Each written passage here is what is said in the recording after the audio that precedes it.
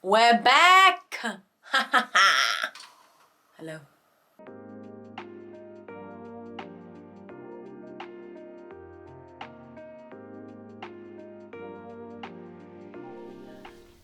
Hello and welcome back to Thought You Ought to Know, a Harry Potter podcast with myself, Liz and James.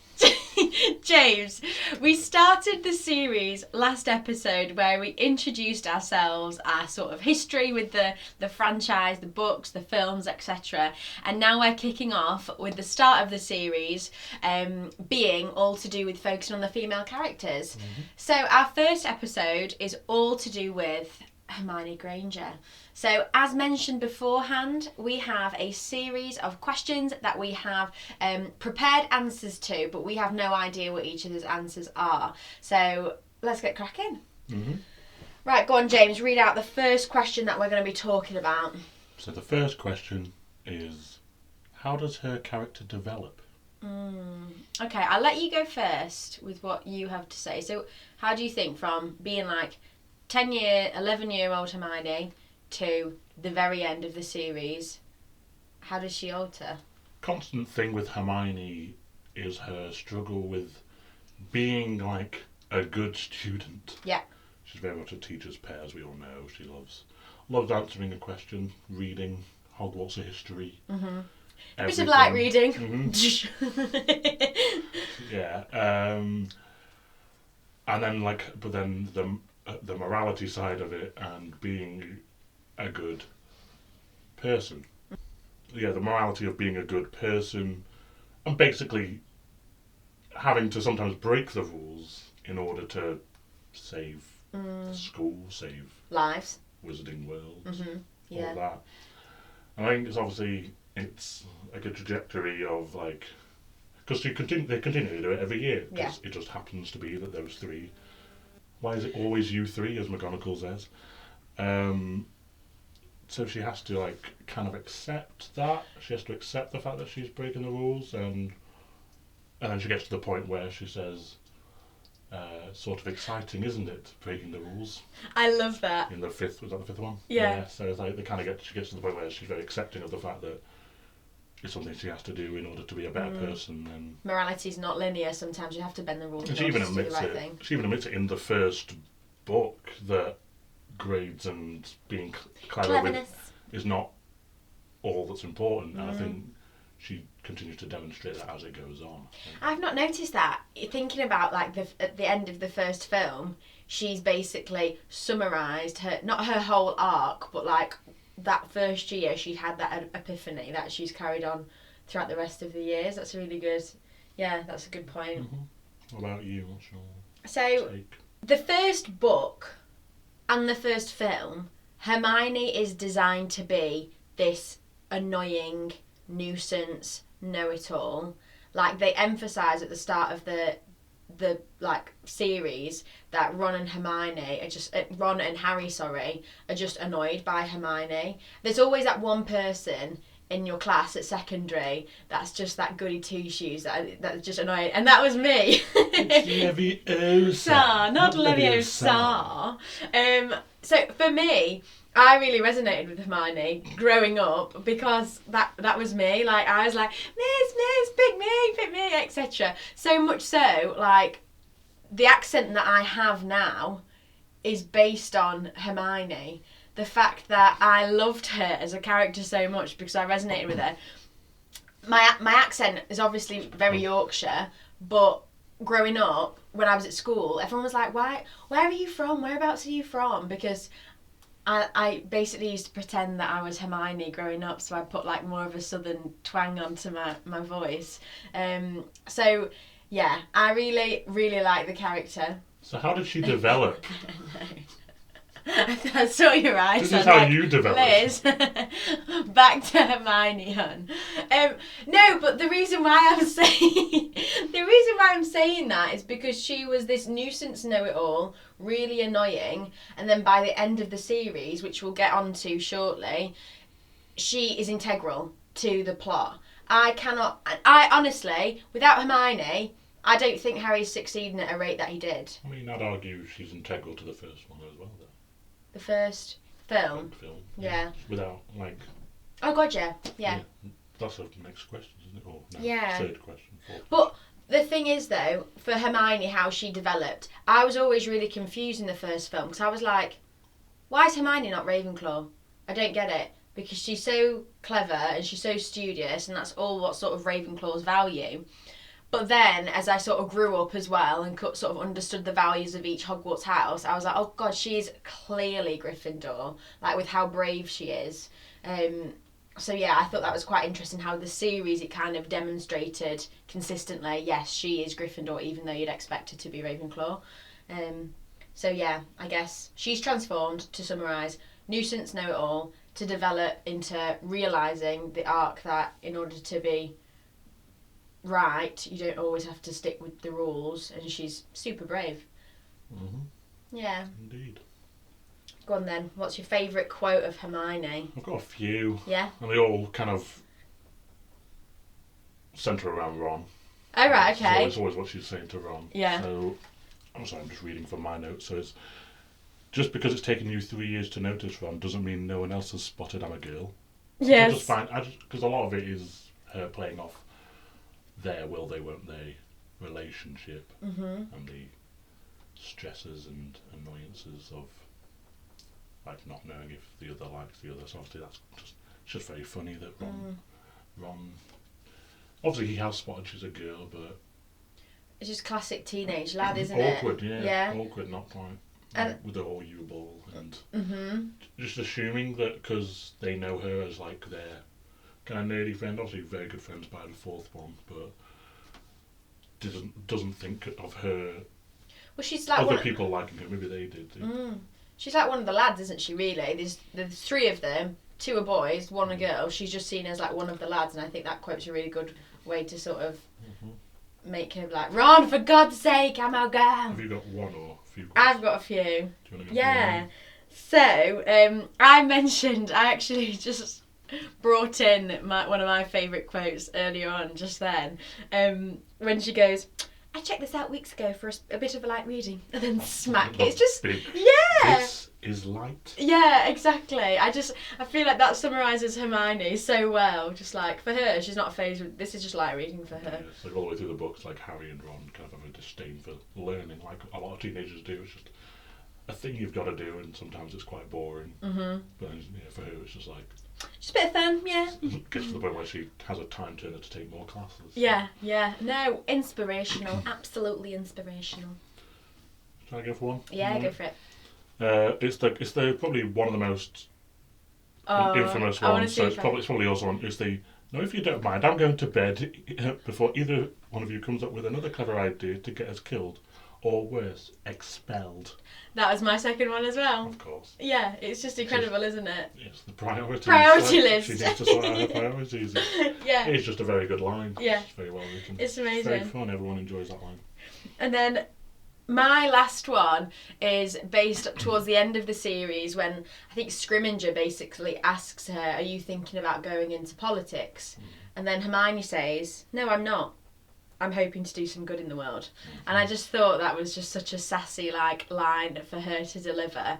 And yeah, I just really, really love that. And I think it's the whole sort of element of politics in the wizarding world, politics in the current human world, etc. It's definitely a stab at all politicians, isn't it? Yeah. So I really like that sass.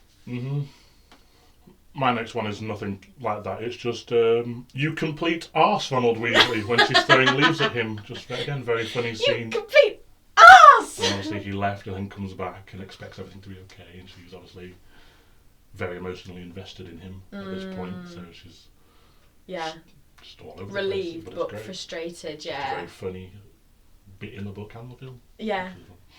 Okay, so question 3. What would have happened if Hermione wasn't in the story?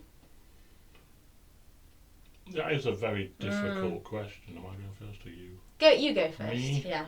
Let me bounce off you. Because, I mean, it wouldn't theoretically, I'll say that again, theoretically, they wouldn't have got past the first book without, because if you want to go into it that deep, be very pernickety about it, obviously trying to search for. Would they have been that? Nicholas Flamel, Yeah, like, they they wouldn't. found Obviously, they him? wouldn't have found that. They wouldn't have known about Fluffy. Really, They'd have been absolutely buggered when it came to the Devil's Snare. Yeah. Devil's Snare. They'd have been dead. Yeah, Like, simple as. but also Harry might have died in the Quidditch match if Hermione hadn't set fire to Snape's cape. Yeah. Breaking Quirrell's eyeline. Mm-hmm. So a lot of that stuff is like, if any of that hadn't happened, and like Snape's counter curse did work, they just wouldn't have got anywhere, and Quirrell probably wouldn't have got the stone. Yeah. So would have had to find another way, be it the Basilisk Diary way. Yeah. And nobody would have, and they wouldn't have really been able to help with that. They might have been. But if you think about it though, obviously it's really, really clear that the story needs Hermione in order to succeed. I'm just trying to play devil's advocate here. So in the Chamber of Secrets, she gets petrified. She's not in, really, the last third of the film and the book. And they do pretty well, but the only reason that they did pretty well is because Hermione left them The note. a note and a clue. Yeah, they wouldn't. I don't even think the series needs Harry Potter. No, I just think it needs Ron. Hermione. Yeah, I don't even think Ron. it needs Ron. Just Hermione. Yeah. I mean, fact, yeah. Like, if we're breaking it down, It it should be called Hermione Granger and the Philosopher's Stone. Because I was thinking, Harry explains that he needs Hermione multiple times. But then I started thinking, poor love, do we need Ron? Like, even if Ron didn't come back in the Deathly Hallows, I think they would have been fine. It would have been a bit sad, heartache-wise. Hermione, you need. She is the person that makes it all succeed. But the other two? I mean, Really? Harry's got The wand. extraordinary power Yeah. just given to him by birth. If she was the Yeah. chosen one, then definitely not. Yeah. If Hermione was the chosen one, then she'd have been. I'd Awesome. choose her. I'd pick her on my team. Mm-hmm. Fab. So, my question that I'm very excited to discuss. Is Ron the right match for Hermione romantically? What do you think? Let's let you go first. Okay. On because I've gone first for all the others. Yeah. So, I started thinking about this, as you can tell, and I think what would have happened, the series, it works really great, it's lovely, but long term, are Ron and Hermione compatible? Or does Hermione need someone else? Or also, based off of the trauma that she went through at Malfoy Manor, everything with Bellatrix, etc., can Ron get her through that, like the trauma afterwards? I feel like either Harry would be a better person to help her get through it, because he's also had a lot of trauma one-to-one with the whole Bellatrix killing Sirius situation, or just being like tortured emotionally and physically by Voldemort, etc. Or even, dare I say, Draco Malfoy. No. Come on! She's. Would that not be the sexiest, like, romance ever? She read one fan fiction and now thinks that that's a better idea. I don't know! Prove me wrong. No. Obviously, Victor Crumb was not the right match for her. If you think about all the romantic interests she's had throughout the series, Victor Crumb, just like a little bit of attention, fun while it lasted, but no. Ron, clear romantic interest throughout the series, and I do find it really, really beautiful. And ultimately, yeah, I'm going to put the two of them together. But another one that would be really, really good is Harry. You know, there was always that bit where you're like, oh my god, are they going to get together? But maybe I'm glad that they didn't, because it was a really good point to show friendship and actually that they're just friends. I don't know, you're shaking your head. Prove me wrong. I think that without Ron, what would be if their relationship wasn't a plot device, what would be the point in Ron's character? I think ultimately, it would just not have to. He would not have to be included. He would be as important as Seamus or Dean. Yeah. Or Yeah. Neville. If obviously they are best friends, but it's like And Ron has his ability.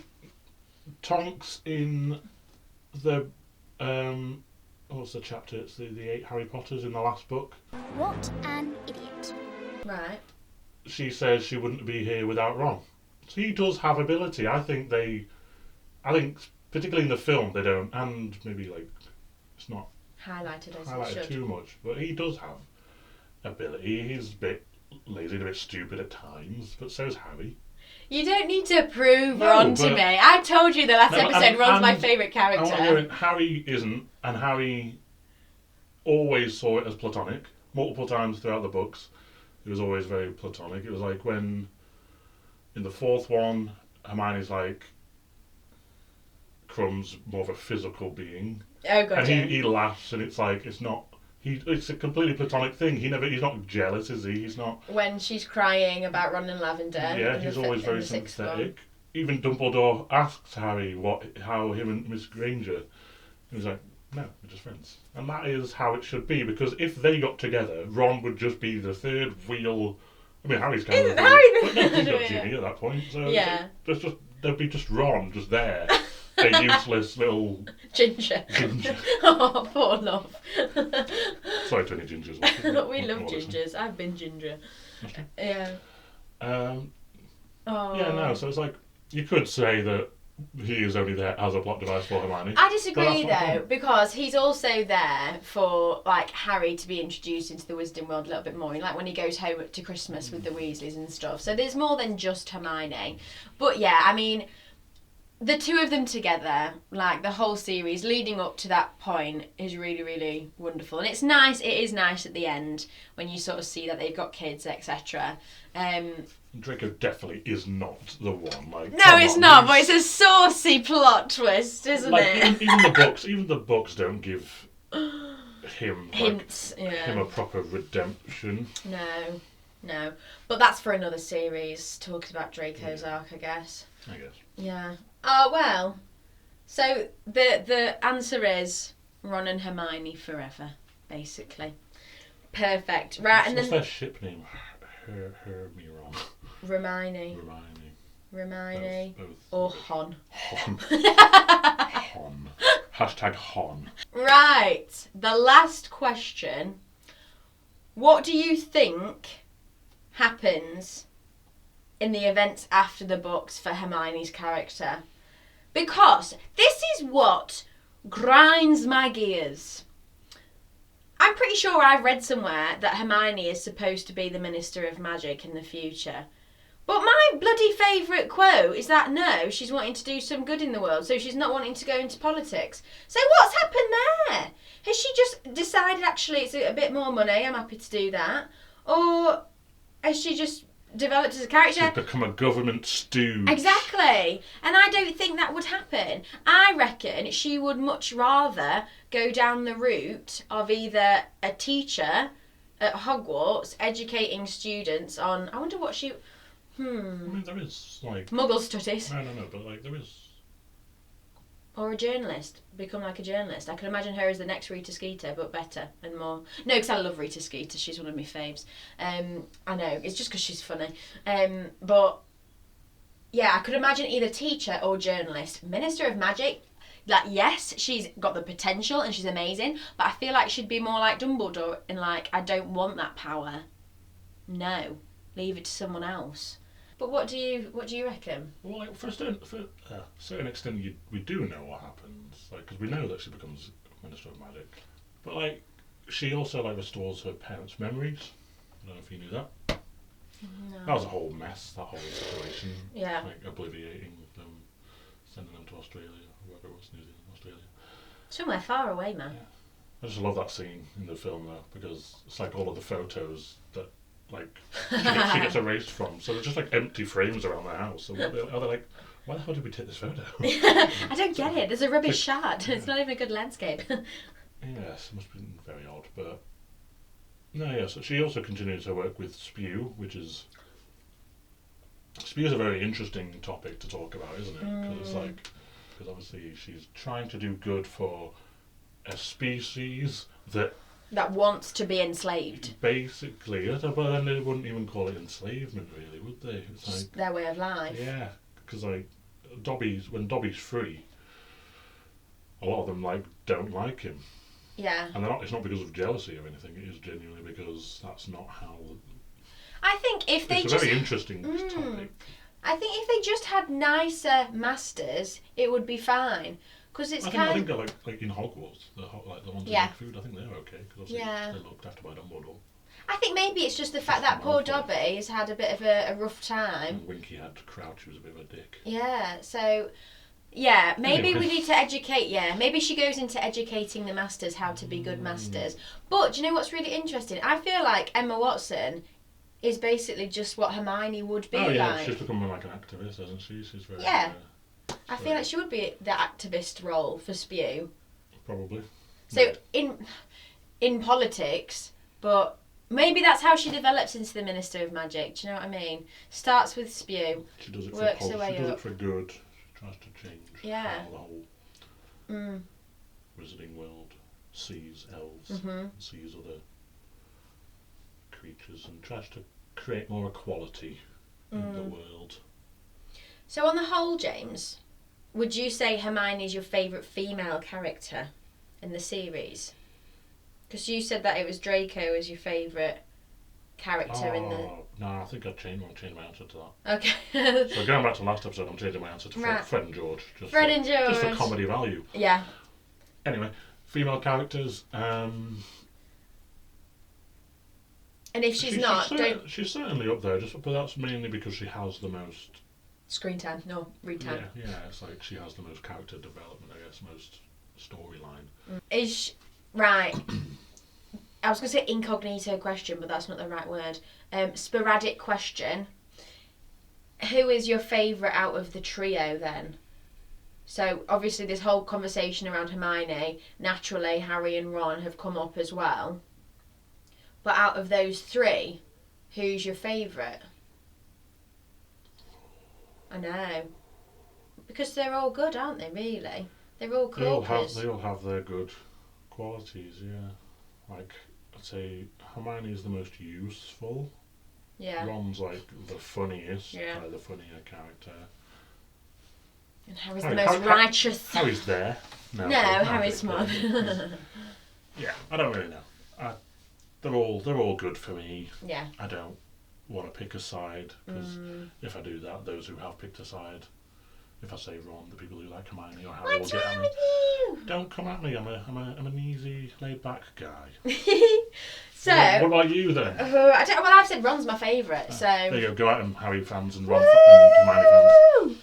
Yeah, I love all of them. But I just like humour and Ron's the funniest, I think. He is. So The there we go. Weasley family as a whole. They're a good bunch, aren't they? Other than Percy. So that is pretty much the end of the episode for Hermione today. So if you would like to interact with these podcasts as well, we would love for you to comment on the YouTube video what your answers are to these questions as well. If you want to carry on listening to this content, then subscribe to the channel every Friday. We're going to be releasing Thought You Ought to Know podcast episodes. And then over on Liz's Live YouTube video, we've also got the other videos. But Fridays are your day for Thought You Ought to Know. And yeah, we'll see you next time for who? Who are we talking about next time? It is Petunia and Lily Evans. Dun dun Or dun! Lily Potter, as most of you know. Fabulous, we'll see you next Friday! Bye. Thought you ought to know.